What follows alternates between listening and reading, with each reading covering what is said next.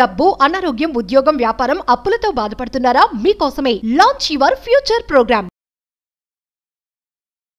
నమస్తే రమగారు. నమస్తే జయ. రమగారు, ఎవరైనా భక్తుల కథలు చెప్పుకుందామండి. భానుదాస్ కథ చెప్తాం. ఎవరండి? భానుదాస్. భానుదాస్. పూర్వం ఈ గోదావరి నదీ తీరంలో పైఠణం అని ఒక గ్రామం ఉండేదట. ఈ గ్రామంలో ఒక బ్రాహ్మణ ఆయన ఉండేవారు. చాలా కాలం సంతానం కలగలేదట. సరే, ఆయన సూర్యారాధన చేయగా చేయగా చేయగా ఎప్పటికో ఒక కుమారుడు కలిగాడు. ఈ కలిగిన కుమారుడికి సూర్యుని వల్ల దయ వల్ల కలిగాడని భానుదాసు అని పేరు పెట్టుకున్నారట. భానుడు అంటే సూర్యుడు కదా. అవును. సరే, పిల్లవాడు ఒక 4-5 ఏళ్ళు వచ్చినాయి. కొంచెం మందకొడి, చూపులకు బాగునే ఉండేవాడు, కానీ ఏమీ నేర్చుకునేవాడు కదా. అట ఏదో ఆలోచనలో ఉంటూ ఉండేవాడు. కొంతమంది పిల్లలు అట్లా ఉంటారు కదా. అయితే ఏమైందంటే, ఒక 5 సంవత్సరాలు వచ్చాక బళ్ళో వేశారు. వేస్తే ఆ బళ్ళో ఏమీ నేర్చుకునేవాడు కాదు. కామ్గా దిక్కులు చూస్తూ ఉండేవాడు. ఒకనాడు ఆ పంతులు గారు వచ్చి, మీ పిల్లవాడు ఏమీ నేర్చుకోవట్లేదు, రాదు వాడికి ఏమి, అసలు ధ్యాస ఉండదు, ఫోకస్ లేదు, కాన్సన్ట్రేషన్ లేదు, అలాంటివి చెప్పాడు. చెప్పేసరికల్లా వాళ్ళ నాన్న ఏం చేసేట, పిల్లాడిని కష్టపడి సంతానానికంటే వీటిట తెలివి తక్కువ వాడిగా ఉంటే ఎట్టా అని ఓ చెట్టుకి వేసి కట్టేసి 4 దెబ్బలు కొట్టాడు. నువ్వు చదువుకుంటాను శ్రద్ధగా అని చెప్పేదాకా కట్లు విడవను అని కేకలేసాడు. సాయంత్రానికి ఏదో తల్లి వాడిని బతిలాడి కట్లు ఇప్పేసింది. పిల్లాడు చాలా అవమానపడిపోయాడట. అక్కడ ఉండబద్ది కాల. తను కొడుతున్నప్పుడు చుట్టుపక్కల వాళ్ళంతా చూశారు కదా. ఎలాగో నడుచుకుంటూ వెళ్ళిపోయాడు ఇంట్లో నుంచి బయటికి. 5-6 ఏళ్ల వాడు. వెళ్ళగా వెళ్ళగా వెళ్ళగా ఒక అడవిలోకి చేరాడు. ఆ అడవిలో ఒక పాత మందిరం ఒకటి ఉందిట. ఎంత పాతదో. సరే, ఆ పాత మందిరంలోకి వెళ్ళాడు. అది ఏనాటిదో పాండురంగ మందిరం అట. అయితే ఇంటి దగ్గర వీళ్ళు ఆ ప్రాంతంలో పాండురంగ విఠల అని భజన చేయటం ఉండేది. ఈ పిల్లవాడు ఆ లోపల కూర్చుని భయం వేయకుండా ఉండటం కోసం విఠల అని జపం చేసుకుంటూ కూర్చున్నాడు, చదువుకుంటున్నాడు అనమాట. చదువుకుంటుంటే ఒక 2 పూటలు గడిచిపోయినాయి. పిల్లాడు నీరసించిపోయాడు. తిండి తిప్పలు లేవు వాడికి. వండుకోవడం, తినడం, చెట్టెక్కి కాయ కోసుకోవడం అంత తెలిసే వయసు కూడా కాదు. 5-6 ఏళ్ల వాడికి ఏం తెలుస్తుంది? కూర్చుని ఉన్నాడు. ఆ విఠల అంటుంటే ఏమైందట, ఒక కాపులతను, ఒక గొల్లతను వచ్చాడట ఆ గుడి దగ్గరికి. వచ్చి, ఓ భానుదాసు బయటికి రా అని పిలిచాడు. పిలిస్తే పిల్లాడు లేచి బయటకు వచ్చాడు. ఇదిగో, నీకు నీరసంగా ఉన్నట్టున్నావు, ఆకలిస్తుందా, ఈ పాలు తాగని చెంబుతో పాలు తీసుకొచ్చి ఇచ్చాడు. వద్దన్నాడు కానీ ఆకలిస్తోంది కదా, కోపం మీద, ఉక్రోషం మీద నాకేం వద్దు అన్నాడు. కానీ సరే కాదు, నీరసంగా ఉన్నావు, తాగు అని చెప్పాడు. చెప్పేసరికల్లా పాలు తాగేశాడు. పాలు తాగేస్తే కడుపు నిండా ఉన్నాయి. ఇంకేముంది, ఆకలేదుగా.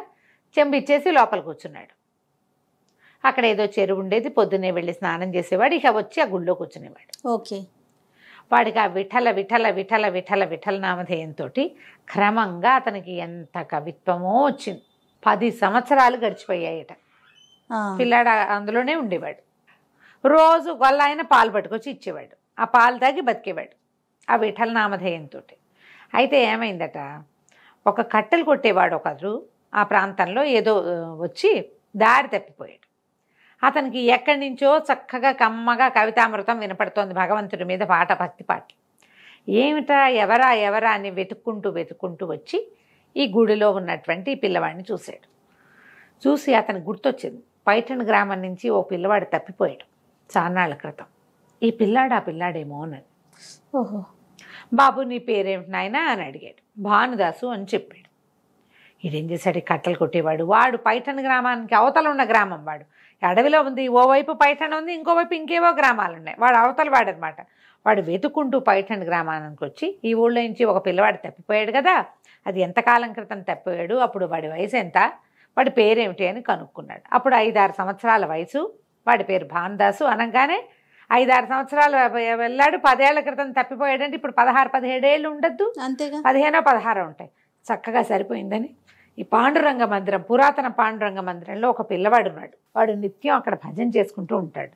వాడిని ఎవరు కాపాడుతున్నారో తెలియదు, ఆరోగ్యంగా ఉన్నాడు అని చెప్పాడు. చెప్పేసరికి ఈ ఊళ్ళో వాళ్ళంతా ఆశ్చర్యపోయారు. అడవికి వెళ్ళిన పిల్లవాడు ఏ పులివాతో ఏ నక్కవాతో పడకుండా బతికుంటామేమిటి, 5-6 ఏళ్ల పిల్లవాడు ఏం తిని ఏం తాగి బతికాడు? ఆశ్చర్యపోయారు. ఈ కుటుంబం పరిగెత్తుకుంటూ వెళ్ళారు. ఆడవంతా నడుచుకుంటూ పోయి బతిమలాడుకున్నారు పిల్లాడిని ఇంటికి రమ్మని. ఇంకెప్పుడు నేనేమి చెయ్యము మేము రా రా రా అని అడిగారు. అడిగితే నేను రానన్నాడు. గుడిని విడిచిపెట్టి రానంటే ఆ లోపల ఉన్న పురాతన పురంధర విఠలుడి దీంట్లోంచి విగ్రహంలోంచి పాండురంగ విఠలుడి విగ్రహంలోంచి పాందాసు ఇప్పటిదాకా నువ్వు చేసిన తపస్సు చాలు, ఇంటికి వెళ్ళి ఇంకా సంసారం దిద్దుకో, నేను ఎప్పుడు నీతోటే ఉంటానని వినపడ్డాయి వాక్యాలు. ఓకే.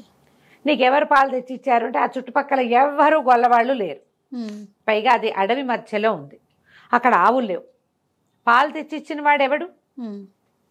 ప్రతిరోజు వచ్చాడే 10 సంవత్సరాల నుంచి.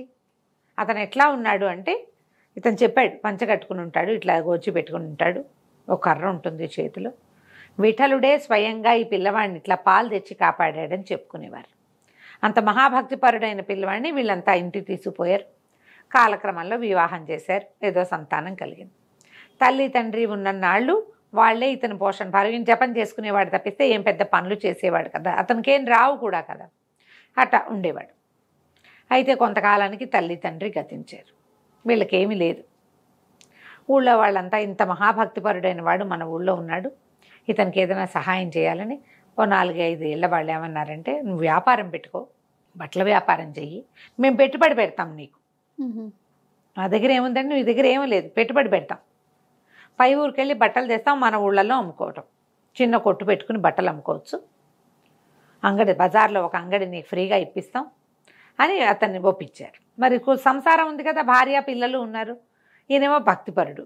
సరే, ఇతనేమనుకున్నాడు, వ్యాపారం అంటేనే అబద్ధాలు చెప్పటం, రూపాయి కొని 10 రూపాయలకి అమ్మాలి, అబద్ధమే కదా, నాకు అంత రాదండి. వాడు బేరం ఆడితే అబ్బే చాలా తక్కువ వస్తుందండి, 9 రూపాయలు తెచ్చా అని అబద్ధం చెప్పాలి.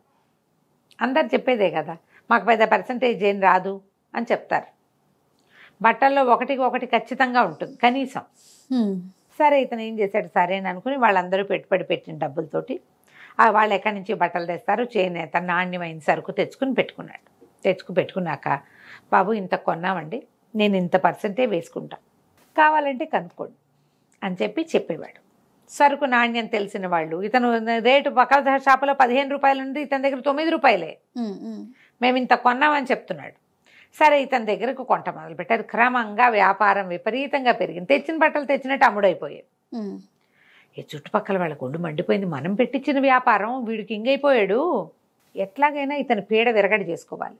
ఇలాంటి నిజాయితీ పరుడు ఒకడు ఉంటే జనం వాడి దగ్గరే చేరతారు, మన దగ్గర కొనరు, మన వ్యాపారాలు పాడైపోతున్నాయని. సరే భాందాసు, నువ్వు సామాన్లు సర్దుకురా, పై ఊరు వెళ్ళి కొత్త సరుకు తెచ్చుకుందామని ఇతన్ని పిలిచారు. ఈయనకు ఒక గుర్రం ఎక్కి సరుకు అంతా తీసుకుని వెళ్ళాడు.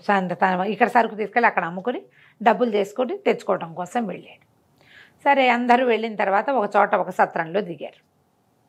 మొత్తం వీళ్ళు తెచ్చిన సరుకు అంతా పై ఊళ్ళో ఏదో అమ్మేశారు. అట్లా పద్ధతులు అనమాట. వీళ్ళ దగ్గర ఉన్నదంతా పై ఊరు వెళ్ళి అక్కడ అమ్ముకొచ్చేస్తారు. మళ్ళీ సొంత ఊరు వచ్చాక మళ్ళీ ఆ సరుకు ఎక్వైర్ చేయటం మొదలు పెడతారనమాట. అక్కడి నుంచి డబ్బు బోళ్ళంతా చేరింది. అందరూ సత్రంలో నిద్ర చేసినప్పుడు పక్కన ఎక్కడోట మన సతీ సక్కుబాయి కథో ఏదో ఒక హరికథ కాలక్షేపం ఒకటి వినపడుతోంది. మన భాందాస్ అన్నట్ట కథ కాలక్షేపం వినపడుతోంది, హరికథ, పోయి వినొద్దాం, భగవన్నామ సంకీర్తన వింటే మంచిదంటే వీళ్ళంతా ఏమన్నారు, మేమేం వినాం, నువ్వు వెళ్తే వెళ్ళన్నారు. వెళ్తే వెళ్ళనగానే ఈయన దారి నేను నడుచుకుంటూ పోయాడు. అక్కడెక్కడో హరికథ కాలక్షేపం అవుతుంటే కృష్ణగాథ వింటాం ఎవరికి ఇష్టం ఉండదు, వీళ్ళకి ఇష్టం లేదు. వీళ్ళు ఏం చేశారు, మరుక్షణం అయినట్ట వెళ్ళంగానే ఈయన సంచి తీసేసుకుని గుర్రంతో సహా ఇక్కడ ఎవరు లేకుండా మొత్తం మాయమైపోయారు. ఈయనేమో వెళ్ళి ఆ సతీ సక్కుబాయిది చక్కగా కథ అంతా విని తెల్లవారుజామున ఇంకొక గంటలో తెల్లవారుతుందనగా అప్పటిదాకా రాత్రి అంతా కథా కాలక్షేపం. ఆ రోజు ఏకాదశిట రాత్రి కథా కాలక్షేపం బాగా అయింది కదా. సరే, నడిచి వస్తున్నాడు. వస్తుంటే ఒక అతను నుంచుని ఉన్నాడు. అక్కడ నుంచుంటే తనకి ఎట్లా కనపడింది, పూర్వం తన చిన్నతనంలో ఒక గొల్లబ్బాయి తనకి పాలు తెచ్చిపెట్టేవాడు, అచ్చు అతనిలా కనపడింది మూర్తి. నిలబడి ఏం చేశాడు, ఇదిగో నీ గుర్రం, ఇవిగో నీ డబ్బులు అని సంచి గుర్రము 2 చేతులు పెట్టాడు. ఈయనకి అర్థం కాల, ఈ మనిషి ఎవరు, ఇతనేమో చూసినట్టుగా ఉంది. గుర్రము సంచి నా స్నేహితులతో పాటు ఉన్నాయి, ఇతను ఎందుకు తెచ్చి ఇవ్వాలి నాకు, ఏమీ అర్థం కాలేదు. సరే, నాకు తన గుర్రమే కదా, ఆ సంచి మూడేసాడు, మూడేసుకుని 2 దోపుకున్నాడు, గుర్రం ఎక్కి బయలుదేరాడు, ఇంటికి వెళ్ళిపోతున్నాడు. ఇంటికి వెళ్తుంటే దారిలో ఒక చెరువులు లాంటివి దొరువులు లాంటివి ఉంటాయి కదా, ఆ దొరువుల దగ్గర తన స్నేహితులంతా 4-5 అక్కడ పడి ఏడుస్తూ కనపడ్డారు. గబగబా గుర్రం దిగి వచ్చాడు. ఏం జరిగింది, మీరంతా సత్రంలో లేకుండా ఎక్కడికి వెళ్ళిపోయారు, నా గుర్రాన్ని అతనెవరో తెచ్చిచ్చాడు, అట్లా ఎట్లా జరిగింది, ఏం జరిగింది అన్నాడు. అనేసరికల్లా వాళ్ళు ఏం చెప్పారంటే, మమ్మల్ని ఇదిలాబో దిబోమని ఏడ్చారు, మమ్మల్ని క్షమించు, నీ వల్ల మా వ్యాపారాలు పోతున్నాయని నీకు శాస్తి చేయడానికి మేము నీ డబ్బును గుర్రాన్ని తీసుకుని బయలుదేరేసాము.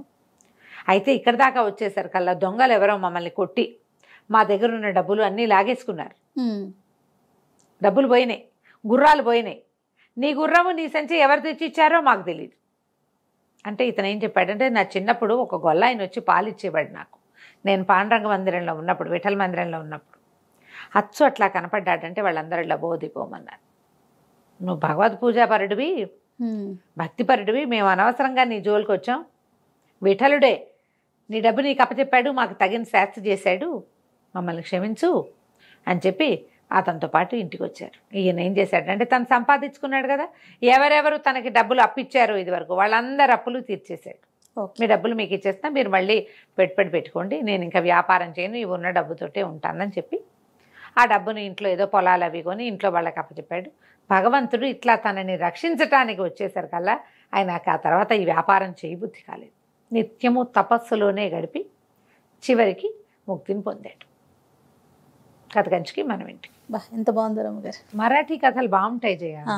అయితే వీళ్ళు గోదావరి తీరంలో పైఠణ గ్రామం అని చెప్పారు కానీ అది మన గోదావరినో మహారాష్ట్రలో గోదావరో మనకు తెలియదు. బహుశా కథను బట్టి మనం అక్కడ మహారాష్ట్ర అని అనుకోవాలి. అక్కడ కథలు చాలా బాగుంటాయి. నమస్తే. నమస్తే జయ. సుమన్ టీవీలో మీ పర్సనల్ అండ్ బిజినెస్ ప్రమోషన్స్ కోసం కింది నెంబర్కి కాంటాక్ట్ చేయండి.